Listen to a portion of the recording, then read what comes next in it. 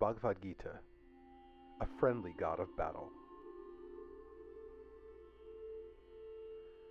We're going to read some more selections from the Bhagavad Gita today, but make sure you can answer these questions before moving along. Identify samsara, moksha, and karma. Can you explain the varna or caste system? What is Arjuna's dilemma? What is Krishna's first response?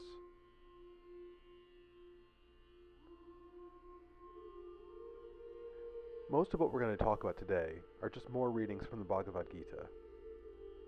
I'm not going to give as much commentary as I normally do, just enough for you to get through the text. We'll discuss the possible meanings of what the Bhagavad Gita is saying when we get to class. Arjuna said, "If you believe that knowledge is better than action, Krishna, then how is it you urge me to engage in terrible action? With speech that seems equivocal, you confuse my intelligence. Tell me surely this one thing. How should I attain the highest good?" The Holy Lord said,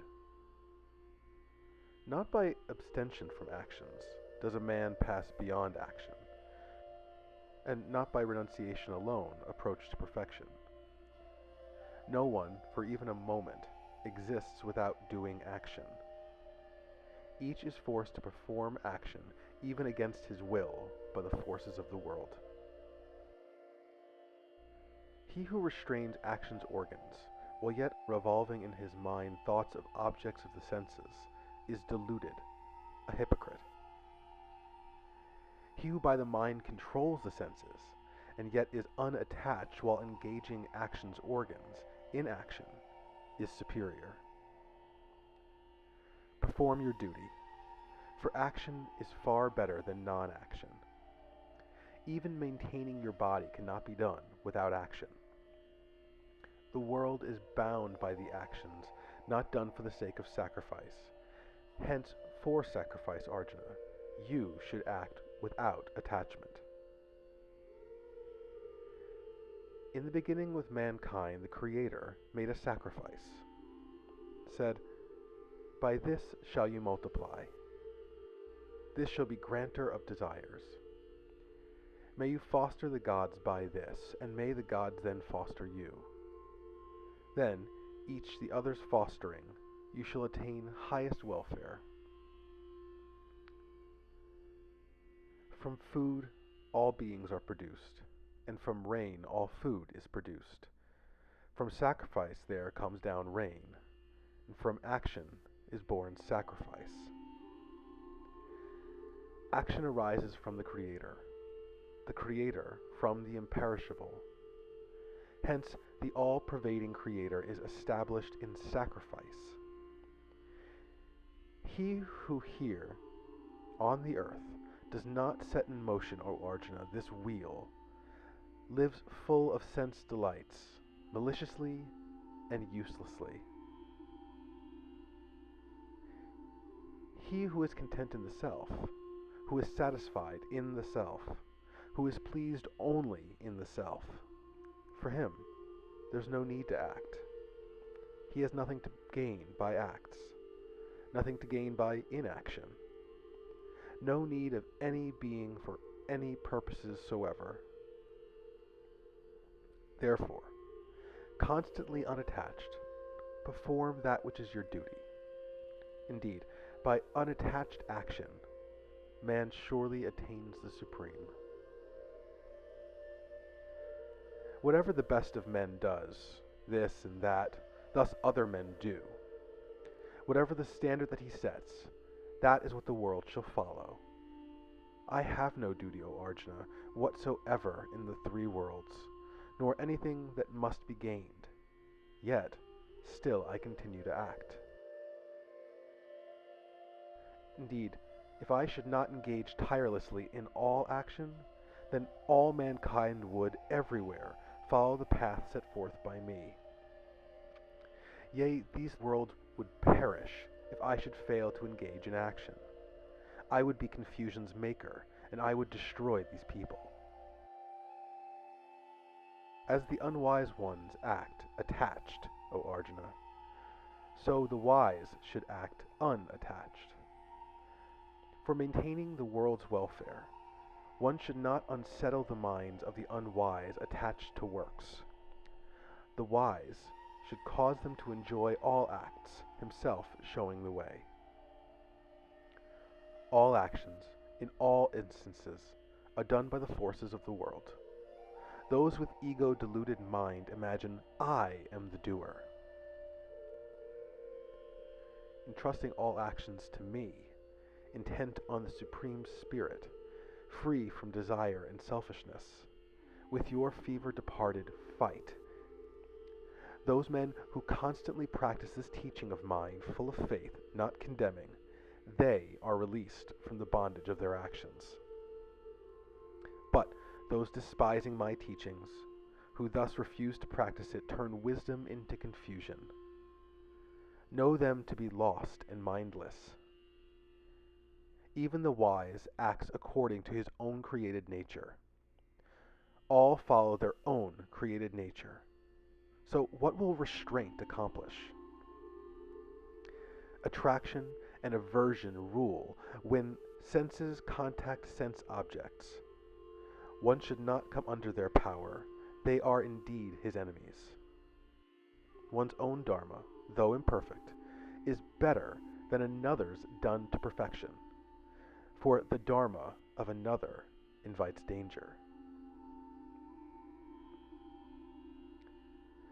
We mentioned before that Krishna isn't just any old chariot driver. He's actually Vishnu, one of the most revered gods of India, the god who dreams the whole universe into existence in his sleep. And Krishna is his avatar. We all know the word avatar now because it passed into English as an image that stands in for you on the internet. Well, it's from the Sanskrit for a god descending into the world in a mortal form, such as in a person or an animal. These days, the avatar usually refers to one of the 10 manifestations of Vishnu, like Krishna is here. Now, Arjuna is fully aware that gods appear amongst the human race from time to time, and he even knows that Krishna is one of these gods.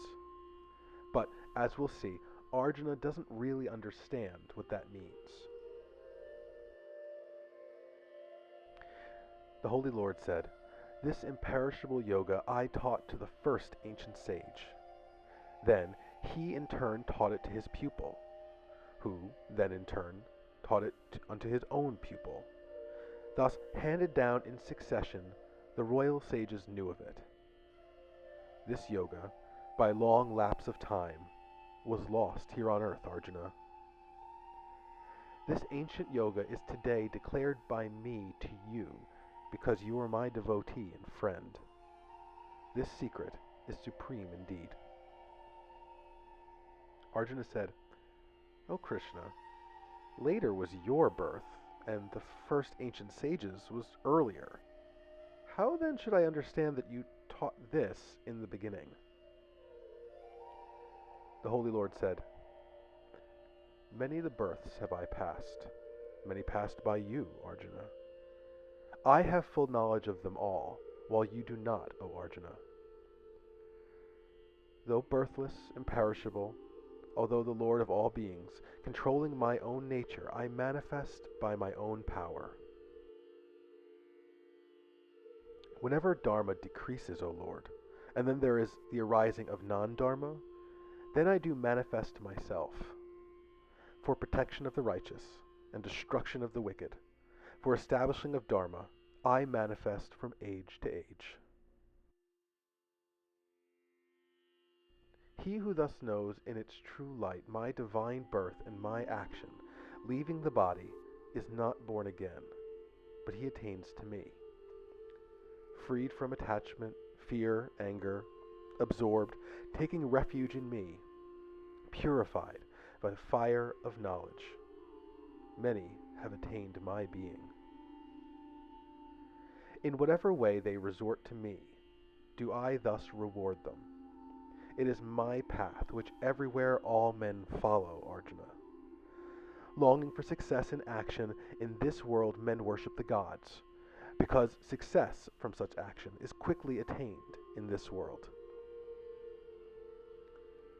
Never do actions taint me, nor do I thirst for action's result. And whosoever knows me thus is not fettered by his actions. Knowing thus, the ancient seekers after freedom performed action. Do you, therefore, perform action, as did the ancients in past times. Even sages are bewildered with, what is action, inaction? I tell you what action is. This knowledge frees you from evil. You should know the nature of actions enjoined, prohibited, as well as that of inaction. All this is hard to understand. Seeing inaction in action. Seeing action in inaction. Such a man is wise amongst men, a yogi, doing all action, whose undertakings are devoid of plan and desire for results, whose actions are burnt in the fire of knowledge. Him the wise call wise. Having abandoned attachment for action's fruit, always content, not dependent even when acting, he truly does nothing at all. Acting with the body alone, without wish, thought, and self-restrained, abandoning all thoughts of gain, through acting, he incurs no fault. Content with what comes unbidden, beyond duality, envy, the same in success or failure, even though he is acting, he is not bound. Having gone beyond attachment, his mind established in knowledge, who acts only as sacrifice, his whole karma dissolves away. The Creator is the offering, and the offering made by the Creator in the fire that is the Creator. Who seeks thus, by him the Creator is attained. Some yogis offer sacrifice to gods alone, while others offer the self as sacrifice unto the self in the Creator's fire. Some offer senses like hearing into the fires of restraint. Some sounds and other sense objects into the fire of the senses. Some offer the senses actions and the functions of life force in the yoga fire of self-control that is enkindled by knowledge. Some offer wealth, austerity, and yoga as their sacrifice. Some of restraint and stringent vows offer knowledge as sacrifice. Some offer the outgoing breath into the incoming breath, and then stop the course of both the breaths, their breath control, their sacrifice. While those of regulated food offer it to digestive fires, all these knowers of sacrifice destroy their sins by sacrifice. Eating sacrificial remains, they go to the primal God. Neither this world nor the others are for the non-sacrificing. Sacrifices of many kinds are spread out before God's face. All of them are born from action. Thus knowing, you shall be released. Better than mere material sacrifice is that of knowledge. All action, without exception, is comprehended in knowledge. Know that by prostrating yourself, by questioning and by serving, the wise who realize the truth will instruct you in that knowledge. Know this, and you shall not again become deluded, Arjuna. By this you shall come to see all creation in yourself and me. Even if you should be the most sinful amongst all the sinful, yet you would cross over all sin by the raft of knowledge alone. As fire reduces wood to ash, in the same way, O Arjuna, the fire of knowledge does reduce to ashes all karma. Know this. Within this world there is nothing so purifying as knowledge. In time, the perfect in yoga finds that knowledge within his heart.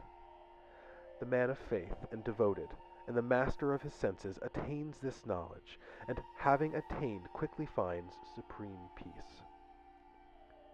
The ignorant man without faith, the doubting, goes to destruction. The doubter has neither this world, nor yet the next, nor happiness. With work renounced by yoga and doubts rent asunder by knowledge, actions do not, O Arjuna, bind him who is poised in the self. Cutting with the sword of knowledge this doubt about the self which is born of ignorance in your heart, take refuge in yoga. Arise. In the 5th chapter, Arjuna is going to ask about renunciation. In other words, if you're concerned about accumulating negative karma, you can choose to give up all your worldly goods and personal ties to family and live out in the wilderness in search of moksha, liberation from karma. People who do this are called sadhu, and they're still around today.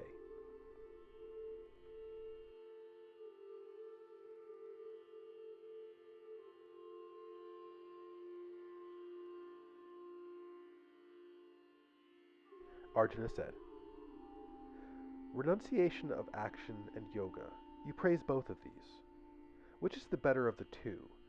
Tell this to me decisively. The Holy Lord said, renunciation and yoga both lead to highest happiness. Of the two, however, yoga excels mere renunciation. He is a constant renouncer who neither likes nor dislikes, for free from the pairs of opposites, he easily is freed from bonds. One teaching and another are different, the childish declare, not the wise. If one is practiced correctly, that person finds the fruit of both. Without yoga, O mighty armed, renunciation's hard to gain. The sage, disciplined in yoga, quickly attains unto the Creator.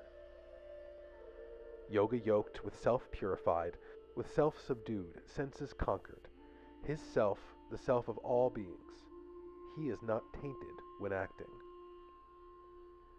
I do not do anything, thus thinks the steadfast knower of truth. Seeing, hearing, touching, smelling, eating, walking, sleeping, breathing, speaking, releasing and holding, opening and closing his eyes, convinced that it is the senses that move among the sense objects. Offering actions to the Creator, having abandoned attachment, he acts untainted by evil, as lotus leaf is not wetted. Yogis act only with body, mind, intellect, or the senses, forsaking attachment to deeds, for purifying of their heart. Well poised, forsaking action's fruit, they attain peace of steadfastness. But those led by desire are bound by attachment to action's fruit. Renouncing all acts with the mind, the embodied sits happily within the city of 9 gates, not acting or causing actions. Neither agency nor actions does the Lord create for the world, nor union with the fruit of deeds. Inherent nature does the deeds. The omnipresent takes note of neither merit nor dismerit. Ignorance envelops knowledge. By it people are deluded. But those whose ignorance has been destroyed by knowledge of the self, that knowledge of theirs, like the sun, reveals then the Supreme Creator. With intellect absorbed in that, whose self is that, steadfast in that, and whose consummation is that, purified, are freed from rebirth. The wise see the same self in a wise Brahmin who's disciplined, a cow, an elephant, a dog, even in an eater of dogs. Those whose minds rest in evenness conquer existence in this world. The Creator is even and perfect, so they indeed rest in the Creator. Resting in the Creator and steady in intellect undiluted, the pleasant does not rejoice him, nor does the unpleasant grieve him. Unattached to external things, finding happiness in the self, and one with the Creator through yoga, he gains unchanging happiness.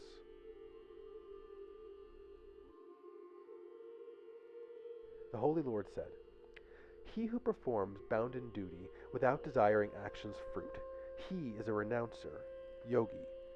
Not he without fire or action. Know that to be the yoga of action, which also is called renouncement. None become an active yogi without renouncing inner deeds. Desiring to attain yoga, the wise use action as the means. For him who has attained yoga, tranquility becomes the means. When he is attached neither to the sense objects nor to actions, he has renounced all purposing. He is said to have attained yoga. He should lift himself by the self. He should never degrade himself.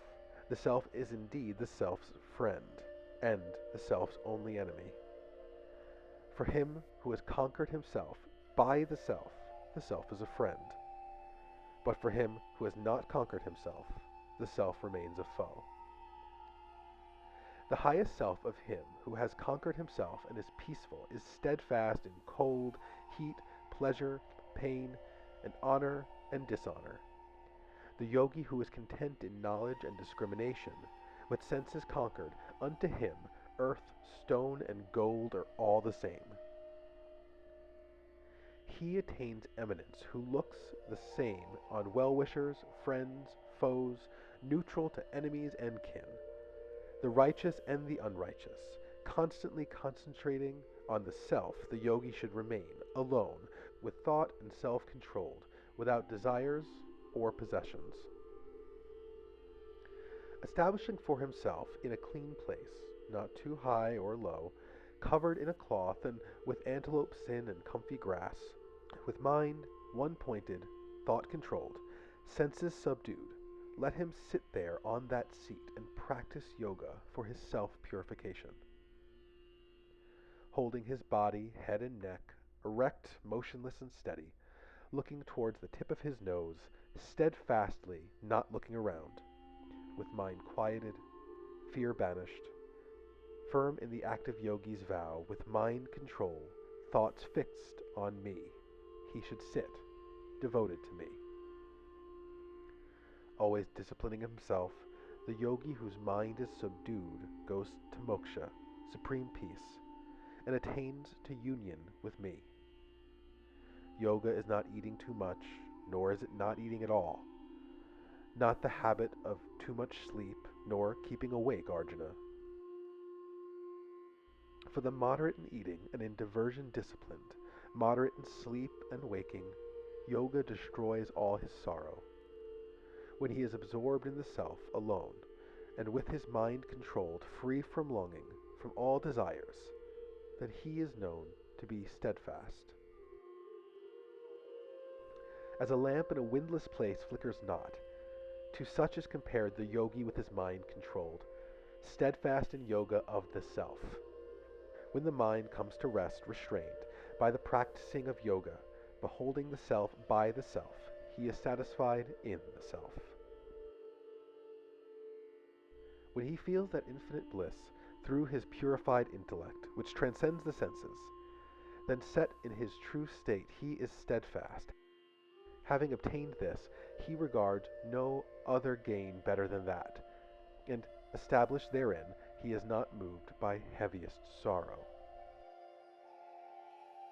Let that which is called yoga be known as the state of severance from pain, and which should be practiced with perseverance undisturbed, abandoning willful desires, all of them, without exception, also completely restraining the many senses by the mind.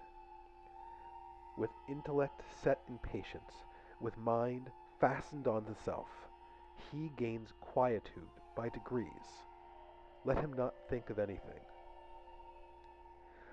Whenever the unsteady mind, moving here and there, wanders off, he should subdue and hold it back, direct it to the self's control. The yogi, whose mind is tranquil with passions calmed, free of evil, having become one with the Creator, attains the supreme happiness. Thus constantly disciplining himself and freed from all evil, easily contacting the Creator, he attains boundless happiness. He, disciplined by yoga, sees the self present in all beings, and all beings within the self. He sees the same self at all times. The one who sees me everywhere, and who sees all things within me. I'm never lost unto him, nor is he ever lost to me. He, established in unity, worships me, dwelling in all things. Whatever be his mode of life, that yogi ever abides in me.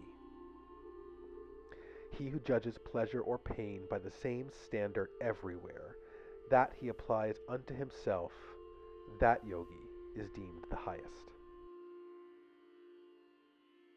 Arjuna said, "This yoga which is taught by you, characterized by evenness, I do not see how it endures, owing to the mind's restlessness. The mind is restless, turbulent, strong, and unyielding, O Krishna. I deem it hard to control, as to control the wind." The Holy Lord said, "Without doubt the mind is restless, and is difficult to control, but through practice and dispassion it may be governed, O Arjuna. Yoga is hard to be attained by one whose self is uncontrolled, but that one who is self-controlled, striving by right means, attains it."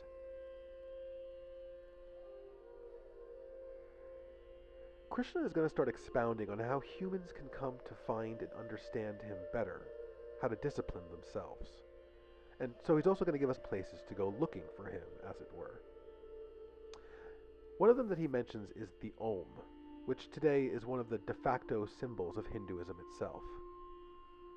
The Om has many meanings, but generally it refers to the sacredness of language itself.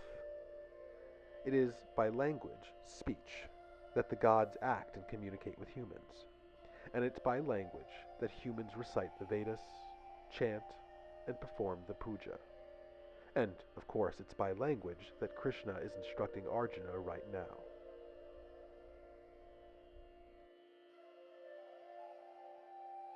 The Holy Lord said, "With your mind intent upon me, taking refuge in me, now hear how through the practice of yoga you shall fully come to know me. To you I shall explain in full knowledge and realization, which being known, nothing further remains to be known in this world. Of thousands of human beings, scarcely one strive for perfection, and of those adept in striving, scarcely any knows me in truth.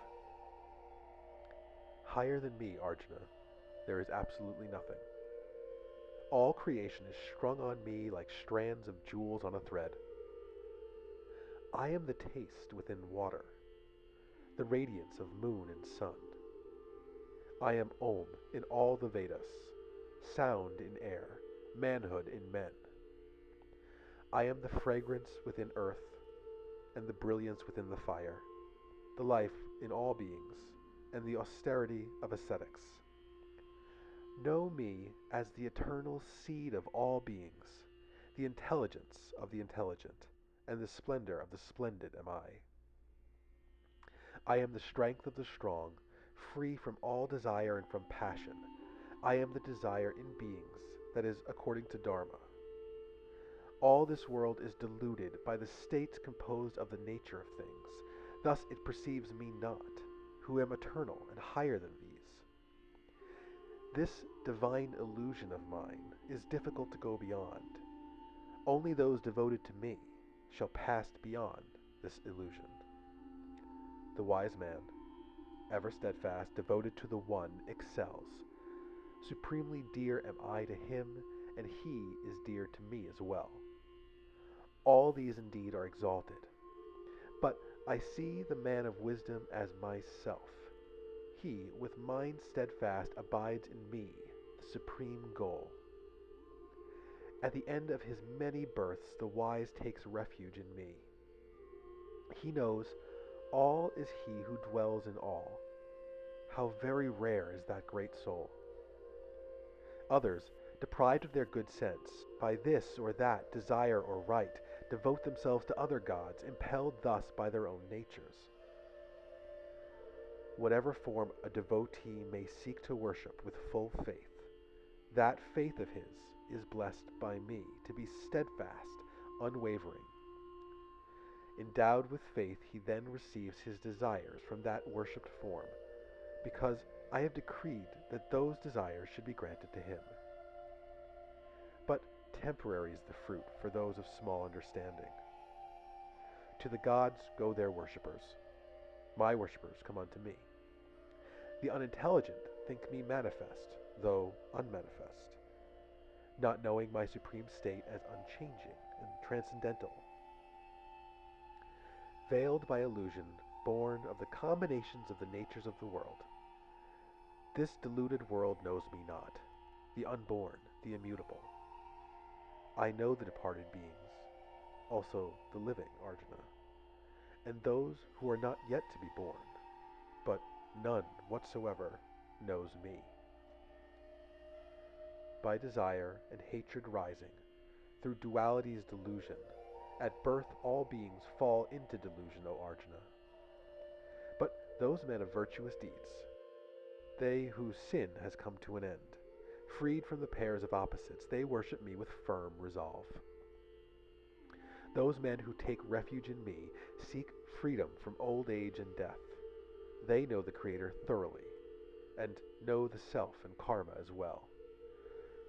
Those who know me, the primal one, the primal God, chief sacrifice, know me with steadfast thought, even at the time of death.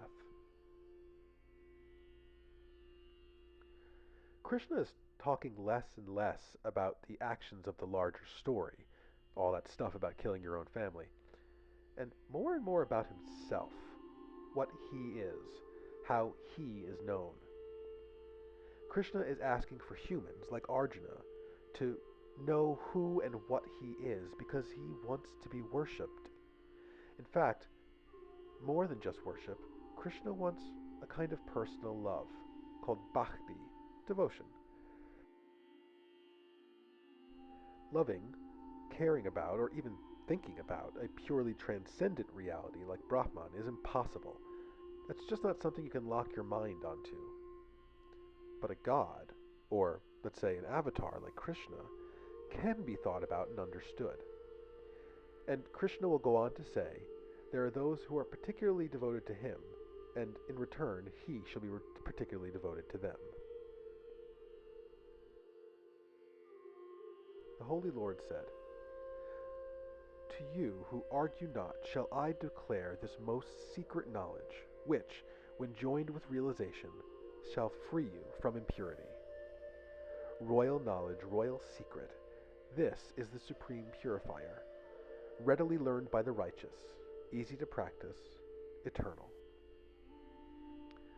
Those without faith in this Dharma return, without attaining me, to the path of birth in this world, the realm of the dead, O Arjuna. All this world is pervaded by me in my unmanifest form. All beings do dwell within me, but I do not dwell within them. Nor do all beings dwell within me. Behold this, my divine yoga. Bringing forth and supporting them, myself yet does not dwell in them. As mighty winds move everywhere, yet always dwell in the ether. Know, Arjuna, that even so do all beings dwell within me. At the end of an epoch, all beings merge in my nature. At dawn of another epoch, I myself send them forth again. Animating my nature, I project again and again this whole multitude of beings, helpless under nature's sway. And yet, these acts do not bind me, sitting as one indifferent and fully unattached to them. This is the truth, O Arjuna. Because of my proximity, nature produces all of this, the moving and the unmoving. The world revolves because of this. Unaware of my higher state as the great Lord of all beings, the deluded disregard me, dwelling within a human form. Of vain hopes, vain deeds, vain knowledge, without sense, truly they abide in the delusive nature of the demons and the devils. But those great souls that abide in their divine nature, Arjuna, worship me single-mindedly as their eternal origin. glorifying me always and striving ever with firm resolve, bowing to me in devotion, always steadfast, they worship me. And others, sacrificing by the sacrifice of pure knowledge, worship me, the all-formed, as one, as distinct and as manifold. I am the rite, the sacrifice, the offering, the offered things. I am the teaching and the oil, the fire, the act of oblation. Father and mother of this world, sustainer, grandfather, the known, purifier, the Om, and all four of the Vedas. Goal, supporter, the Lord, witness, abode, refuge, friend, origin, disillusion and substratum, storehouse, seed imperishable. As the sun I give heat, and I withhold and send forth rain. I am both immortality and death, being and non-being am I. The knowers of the Vedas worship me by sacrifice, by sacred beverages, and thus made pure from sin, pray for passage to heaven, gain worlds, and enjoy pleasures of the gods. Having enjoyed the heaven world with merit, exhausted, they re-enter the mortal world. Thus, keeping the injunctions of the Vedas, filled with desires, they constantly come and go. Those who direct their thoughts to me, worshipping me with steadfast mind, for them I secure what they lack, and preserve that which they possess. Even those who with faith worship other gods also worship me, though with a mistaken approach. This is the truth, Arjuna. Truly, I am the enjoyer and Lord of all sacrifices. But because they don't know me, they return, subject to rebirth. To the gods go their devotees, to fathers go their devotees, to spirits go their devotees, and to me go my devotees. Whoever with devotion offers a leaf, a flower, fruit, or water, that I accept, the devout gift offered by the pure-minded one. Whatever you do, whatever you eat, whatever sacrifice you give, whatever austerity you do that as an offering to me. Thus you shall be freed from the bonds of actions, both good and evil. Steadfast in renunciation and freed, you shall come unto me. I am the same to all beings. To me none is disliked or dear. But those worshipping me devout are in me, and I am in them. If even an evildoer worships me single-heartedly, he should be considered righteous, truly having rightly resolved. Quickly he becomes virtuous and goes to everlasting peace. O Arjuna, understand, my devotee is never lost.